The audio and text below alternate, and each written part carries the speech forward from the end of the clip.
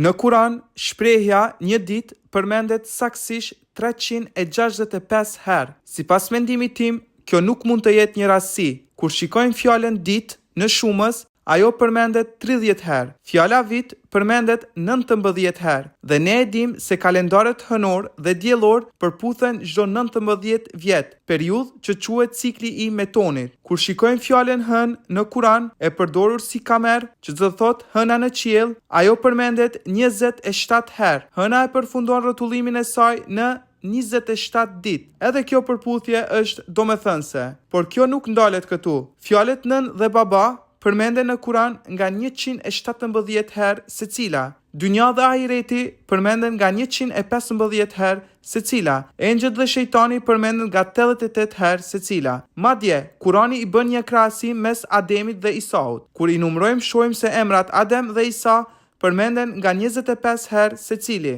Të gjitha këto tregojnë se në Kuran ekziston një rend, mas dhe ekuilibër i jashtëzakonshëm. Dhe ndoshta një nga pyetjet më të rëndësishme është, si e dim që Kurani nuk është ndryshuar? Sipas mendimit tim, pikërisht këto përputhje janë një nga përgjigjet më të forta.